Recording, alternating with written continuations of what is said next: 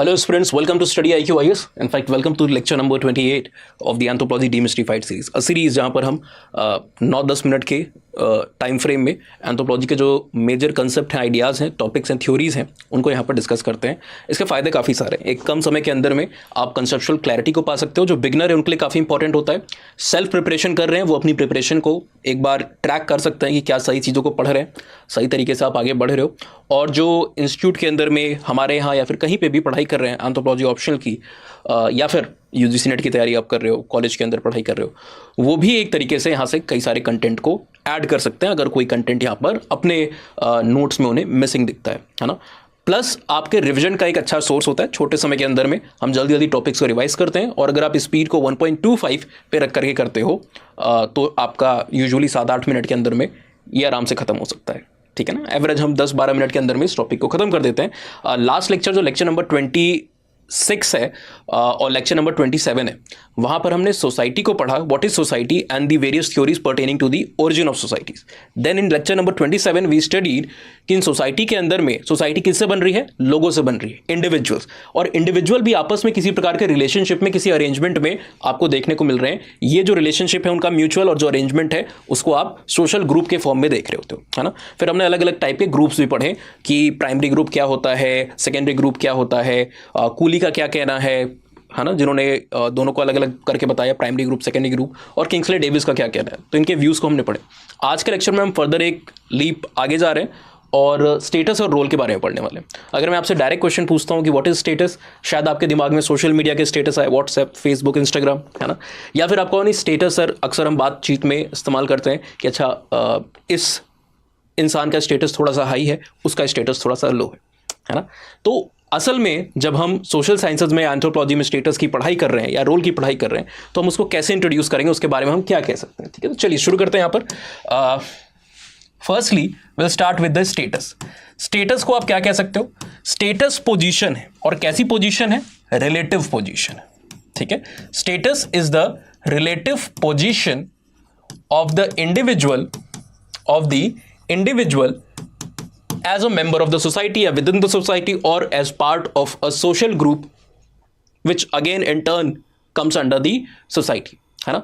तो relative position का मतलब क्या है? एक दूसरे के तुलना में. एक एब्सोल्यूट टर्म में हम यहाँ पर नहीं बात कर रहे कि इसकी यहाँ पर जो स्टेटस है वो 24 डिग्री का है, 25 डिग्री का है. कोई एब्सोल्यूट टर्म्स में यहाँ पर बात नहीं हो रही. रिलेटिव है ना. किसी की स्टेटस थोड़ी सी ऊपर है, किसी की थोड़ी सी नीचे है, और किसी की भी स्टेटस एक दूसरे के टर्म में ऊपर या नीचे होती है. रेफरेंस ग्रुप का जो हमने आपको एग्जांपल कल दिया था ना, उससे आप इसको कोरिलेट कर सकते हो. देन रोल क्या होता है? नाउ इसी जो अलग अलग जो रिलेटिव पोजीशन है, इस पोजीशन पे बने हुए जब इंसान अपने पार्ट को प्ले करता है ना, इन रिलेटिव पोजीशन के अंदर में इंसान का अपना अपना एक पार्ट है. ऑलराइट, जैसे मेरा पार्ट है as a educator, as a teacher, कि मैं आपको एजुकेट करूं, नॉलेज को इंपार्ट करूं, चीज़ों को आपको समझाऊं. आपका पार्ट है कि पढ़ना है आपको. हमारे अलग अलग स्टेटस के ऊपर अलग अलग पार्ट हो सकते हैं, रोल हो सकते हैं, जो हम सोसाइटी में लगातार अदा करते रहते हैं और जिससे सोसाइटी एक सुचारू रूप से ठीक तरीके से आगे बढ़ती है, चलती है, ग्रो करती है, प्रोलिफरेट करती है. ठीक है ना. तो यहाँ पर कुछ स्कॉलर्स को कोट करना भी काफ़ी इंपॉर्टेंट रहता है, बिकॉज खासकर एंथ्रोपोलॉजी जब आप आंसर लिखोगे तो आपको कुछ स्कॉलर्स के नाम लिखने होंगे. तो राल्फ लिंटन का यहाँ पर आप नाम कोट कर सकते हो. राल्फ लिंटन एक काफ़ी इंपॉर्टेंट ऑथर है ना. कल्चर पर्सनैलिटी स्कूल जब हम शुरुआत करते हैं तब भी आप इनके बारे में पढ़ते हो. इनका एक मॉन्यूमेंटल वर्क है 1936 का, जिसका टाइटल क्या है? Study of man. The study of man है. ठीक है, इसके अंदर में इन्होंने कहा है कि जो आपके स्टेटस है ना, स्टेटस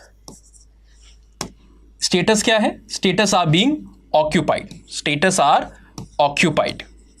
जाहिर सी बात है, अगर वो कोई एक पोजीशन है तो उसको आप ऑक्यूपाई करोगे, है ना. जैसे प्रेसिडेंट की एक पोजीशन है, तो प्रेसिडेंट जब उस पोजीशन को ऑक्यूपाई करता है, ऑलराइट, तो आप उसको वहां पर कैसे हो कि हाँ ये इनके पास प्रेसिडेंट होने का एक स्टेटस है, या प्राइम मिनिस्टर या जिसका भी.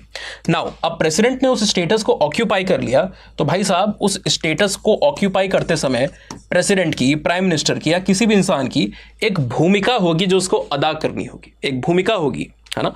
तो वो क्या है? वो उसका रोल है. तो role are being played. Role क्या है? They are being played. Status are being occupied, role are being played. इनका कहना है, राल्फ हिंटन अपने वर्क में कहते हैं कि जो आपके स्टेटस है, जो आपके रोल है, ये वो एक्शंस है जिसको आप क्या करते हो या इंडिविजुअल क्या करते हैं, परफॉर्म करते हैं within the society as member of a social group, any social group. ये वो एक्शंस है जिनको आप परफॉर्म करते हो, और इनकी परफॉर्मेंस की वजह से जो प्रेस्टीज को या पावर को आप वील्ड करते हो ना, जो प्रेस्टीज को या पावर को आप वील्ड करते हो, इसकी वजह से जो आपको अकॉर्ड की जाती है, उसको हम क्या कहते हैं, उसको हम स्टेटस कह सकते हैं। फॉर एग्जाम्पल, अगर आप कास्ट सिस्टम या वर्ण व्यवस्था को देखोगे भारत के अंदर में, it is largely based upon the idea of purity and pollution. कुछ चीज़ों को थोड़ा सा प्योर माना गया है, सिग्निफिकेंट माना गया है, और कुछ चीज़ों को उसके विपरीत देखा गया है। तो फॉर एग्जाम्पल, ब्राह्मण्स को अगर आप देखते हो तो उनका जो लाइवलीहुड का तरीका है वो ज़्यादा प्योर दिखाया गया है ना। जो स्क्रिप्चर्स को आप देखते हो, जो चीज़ें, जो ऑब्लिगेशन है, ऑल्दो आज के समय में ये लाइंस काफ़ी ब्लर्ड हो चुकी हैं, बिकॉज कोई भी स्क्रिप्चर्स के हिसाब से जो एंशिएंट सोसाइटी थी, हमारा विकास हुआ है, और ना सिर्फ एक भौतिक विकास हुआ है, ना सिर्फ एक जैविक विकास हुआ है, यानी कि सिर्फ फिजिकल बायोलॉजिकल इवोल्यूशन नहीं हुआ है, सोसाइटी और कल्चर का भी इवोल्यूशन हुआ है ना। आज से हज़ारों साल पहले, लाखों साल पहले हम मोस्टली हंटिंग गैदरिंग करके अपने खाने को इकट्ठा करते थे, खाते थे।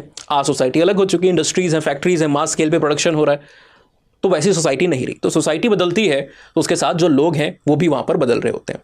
तो सिमिलरली आप देखोगे कि जो पुराने स्क्रिप्चर्स हैं, वहाँ पर जो चीज़ों को, जो प्रैक्टिसेस थी कि अगर आप ब्राह्मण हो, स्ट्रिक्ट वेजिटेरियनिज्म, ठीक है, रिचुअल प्योरिटी चाहिए, कई प्रकार की जो सेक्रीफाइसेस आपको देखने को मिलती है। Sacrifices not in the sense of वो बलि का जो हम बात करते हैं वो नहीं, सेक्रीफाइसेस मतलब कई प्रकार के जो यज्ञ होते हैं, है ना, जो पूजा विधि होती है, ऑलराइट, इनको परफॉर्म करना होता है। किसी भी प्रकार के मेलाइन ऑब्जेक्ट या मेलाइन चीज़ के पास अगर आप जाते हो तो वहाँ पर आप देखते हो कि they are going to take bath, है ना। अलग अलग तरीके से संस्कार हैं, उनको वहाँ पर पूरा कर रहे हैं, ठीक है ना, उनसे वो आपको गुजरते हुए देखने को मिले। तो एक रिचुअल प्योरिटी है, एक्शंस के अंदर में प्योरिटी है, साथ ही साथ जो उनका नेचर ऑफ वर्क है, जो ट्रेडिशनली एट्रीब्यूट किया गया, जो अगेन आज के समय पे नहीं, आजकल तो सब लोग सब कुछ कर रहे हैं, ठीक है ना। तो ट्रेडिशनल वर्क क्या है, नॉलेज को एक्वायर करना, उसको इम्पार्ट करना, उसको ट्रांसमिट करना, कंपैरेटिवली प्योर वर्क है। अब जैसे जैसे आप वर्ण की व्यवस्था में नीचे जाते जाओगे तो जो दूसरे वर्क हैं वो क्या है, वो दूसरे वर्क थोड़े से उसके कंपैरिजन में इम्प्योर माने गए। जैसे अगर डेड बॉडी को या कॉर्प्स को अगर आप वहाँ पर जला रहे हो तो उसको गलत, इम्प्योर माना गया, गलत नहीं, इम्प्योर माना गया, है ना। तो जाहिर सी बात है, जो अच्छा काम, ज़्यादा प्योर काम कर रहे हैं उसको आप ज़्यादा स्टेटस को अक्वायर कर रहे हो, स्टेटस को अकॉर्ड कर रहे हो, और दूसरे को आप कम स्टेटस को अकॉर्ड करो। तो वही कह रहे हैं कि जो आपके एक्शन, उस एक्शन के बेस पे आपको पावर या प्रेस्टीज वहाँ पर अकॉर्ड की जाती है। तो कास्ट सिस्टम के अंदर में भी, वर्ण व्यवस्था के अंदर में भी यही स्टेटस आपको देखने को मिलता है। किसी का स्टेटस हाई है, किसी का स्टेटस, अब ये जो स्टेटस है, कास्ट के अंदर में इसका बेसिस अलग है, क्लास के अंदर में इसका बेसिस अलग है। किसी सोसाइटी में अगर कोई और मॉडल ऑफ स्ट्रैटिफिकेशन होगा, वर्गीकरण का कोई और आधार होगा, तो वहां पर ये चीज और भी आपको बदलते हुए देखने को मिलेगी। नाउ अगर आप दूसरे भी स्कॉलर किसी और को कोट करना है तो एक सोशियोलॉजिस्ट है, वेबर को आप यहां पर यूज कर सकते हो ना, काफी फेमस है, वेबर को आप यहां पर यूज कर सकते हो। वेबर बेसिकली क्या कह रहे हैं कि वेबर का कहना है कि स्टेटस एक तरीके से वो रिस्पेक्ट है और रिगार्ड है, alright, which is accorded to the individual, इस तरीके से उन्होंने इस चीज को डिफाइन किया हुआ है। अब स्टेटस को यहां पर आप दो भागों में बांट करके भी दे सकते हो। स्टेटस की जब आप बात करते हो तो दो भागों में इसको आप बांट के देख सकते हो। एक आपका अचीव्ड स्टेटस होता है और दूसरा आपका एस्क्राइब्ड स्टेटस होता है। एस्क्राइब्ड स्टेटस वो है जो by virtue of your birth you are having, कि आपके जन्म के आधार पर वो स्टेटस आपको मिला हुआ है। जैसे कास्ट सिस्टम, ऐसा नहीं कि आप पैदा होने के बाद क्या काम कर रहे हो या कोई एग्जामिनेशन दे रहे हो उसके बाद आपका वर्ण वहां पर डिसाइड हो रहा है। आपका जो वर्ण है, जाति जो है, आप पहले दिन से आपका वो थप्पा वहां पर लग जाता है और लाइफ टाइम आप उसी को कैरी करते रहते हो, ठीक है ना। तो ये जो स्टेटस है ये क्या है, एस्क्राइब्ड है। प्लस कुछ हो सकते हैं स्टेटस जो कि अचीव्ड हो, यानी कि पैदा होते समय जो आपका था वो स्टेटस हो सकता है कुछ और हो, लेकिन बाद में आपने कुछ और किया। क्लास सिस्टम के अंदर में हमें एक हाई मोबिलिटी देखने को मिलती है, वो अचीव्ड स्टेटस का एक अच्छा एग्जांपल है। फॉर एग्जांपल, आप एक बहुत ही एवरेज नॉर्मल बैकग्राउंड फैमिली के अंदर में जन्म लो, बहुत सारी फाइनेंशियल प्रॉब्लम्स हैं, आप कौन बना करोड़पति में जाते हो, 5 करोड़ रुपए जीत जाते हो। आप लोअर स्टेटस पे थे, आप सीधे हाई स्टेटस को अक्वायर कर लेते हो। तो यहाँ पर अचीव आप कर रहे हो उसको, ठीक है ना। तो दो तरीके से यहाँ पर स्टेटस को बांटा जा सकता है, डिस्कस कर लिया हमने। अदरवाइज चलिए, यहां पर जब आप देख रहे हो, जब आप स्टेटस की बात कर रहे हो, है ना, तो एक और यहाँ पर एक स्कॉलर है, उनका थोड़ा सा मत को आप पढ़ लीजिए। दो स्कॉलर्स हैं, उनके बीच में जो एक डिफरेंस है उसको आप पढ़ लीजिए। जैसे राल्फ लिंटन की हमने बात की, राल्फ लिंटन का ये कहना है कि अगर आपका एक स्टेटस है तो उस एक स्टेटस के साथ आपका एक ही रोल जुड़ा हुआ होगा, ठीक है ना। लेकिन मर्टन जो सोशियोलॉजिस्ट है, एंथ्रोपोलॉजी में भी कभी कभी आप पढ़ते हैं इनको, मर्टन का क्या कहना है, मर्टन बेसिकली कह रहे हैं कि एक स्टेटस के साथ एरे ऑफ रोल्स जुड़े हुए हो सकते हैं। तो यहां पर जरूरी नहीं है कि आपका एक स्टेटस है तो आप एक ही रोल को वहां पर अदा कर रहे हो, बहुत सारे आपके रोल देखने को मिल सकते हैं सोसाइटी के अंदर में। कभी लेक्चर में डिटेल में करेंगे तो इसको हम एग्जांपल्स और केस स्टडीज के साथ समझाएंगे कि इन दोनों के मत का क्रिटिसिज्म क्या है और इनके फेवर में क्या पॉइंट्स आपको देखने को मिलते हैं। अगर हम यहां पर कुछ टर्म्स को देख लें जल्दी जल्दी से, कुछ टर्म जो कि आपके रोल या स्टेटस के साथ जुड़े हुए हैं, ठीक है, खासकर रोल के साथ, क्योंकि रोल पे हमने थोड़ी कम बात की है। रोल के ऊपर अगर आप देखो तो रोल के साथ कई सारे टर्म्स आपको देखने को मिलते हैं जुड़े हुए, जो कि आपको कंफ्यूज करते हैं। फॉर एग्जांपल रोल सेट के बारे में शायद आपने सुना होगा, ठीक है। देन आपका आ जाता है मल्टीपल रोल, मल्टीपल रोल आ जाता है। देन आपका आ जाता है रोल पार्टनर्स, देन आपका आ जाता है रोल स्ट्रेन, देन आपका आ जाता है रोल डिस्टेंस। बहुत सारे हैं लेकिन समय हमें कम मिल रहा है। रोल रेpertoire, बहुत तरीके के टर्म्स होते हैं लेकिन समय कम है, इसलिए हम कुछ जो 5-6 मेन है उनको यहाँ पर डिस्कस कर लेते हैं, top 5 terms associated with the role. जब रोल सेट की बात हो रही है तो रोल सेट के अंदर में क्या है, एक इंसान एक रोल को प्ले कर रहा है, ठीक है, और जिसके लिए वो प्ले कर रहा है, ये दोनों आपस में मिलकर एक रोल सेट को बनाते हैं। फॉर एग्जाम्पल मेरा रोल, मैं यहाँ पर एज अ टीचर क्या कर रहा हूँ, आई एम अ टीचर, ये स्टेटस है, और इस स्टेटस पे मैं आपको क्या कर रहा हूँ, पढ़ा रहा हूँ, एजुकेट कर रहा हूँ, ये मेरा रोल है। अब मैं किसे पढ़ा रहा हूं, आपको पढ़ा रहा हूं। तो हमारा और आपका जो एक टीचर और एक स्टूडेंट है जो रोल प्ले कर रहा है और जिसके लिए प्ले कर रहा है, ये दोनों मिलकर के एक रोल सेट को बनाते हैं। सेट है हमारा, जोड़ा जिसको कह सकते हो आप, ठीक है ना। देन मल्टीपल रोल यहां पर बात आती है, जो कि इस डिबेट से रिलेट करके आप देख सकते हो। एक इंसान अपने लाइफ में किसी एक पॉइंट पे, एक समय पे अलग अलग रोल को प्ले कर सकता है। फॉर एग्जाम्पल अगर कोई एक इंसान है, एक ही समय पे वो टीचर भी हो सकता है, एक ही समय पे किसी का बेटा भी हो सकता है, एक ही समय पे किसी का फादर भी हो सकता है, तो उसके अलग अलग रोल है ना। एक इंडिविजुअल के array of role, multiple roles आपको देखने को मिलते हैं, ऐसा नहीं है कि एक ही रोल उसका होगा, ठीक है ना। देन यहाँ पर रोल पार्टनर आ जाता है। कई बार जब मैं क्लास में बच्चों को पढ़ाता हूँ ना और मैं क्वेश्चन पूछता हूँ कि रोल पार्टनर में क्या आएगा, तो कई बार बच्चे ये आंसर देते हैं कि सर जैसे हम और आप, हम लोग क्या है, रोल पार्टनर है। आंसर इज रॉन्ग, हम लोग रोल पार्टनर नहीं, हम रोल सेट है। रोल पार्टनर कौन है, एक रोल को अदा करने के लिए जो लोग सहयोग दे रहे हैं, जो लोग कंट्रीब्यूट कर रहे हैं उस रोल को प्ले करने में, वो रोल पार्टनर्स होते हैं। तो मैं रोल आपके लिए प्ले कर रहा हूं, अब मुझे पढ़ाने में आप एड नहीं कर रहे हो, आप तो अपनी पढ़ाई कर रहे हो, समझ रहे हो, जो आपका काम है।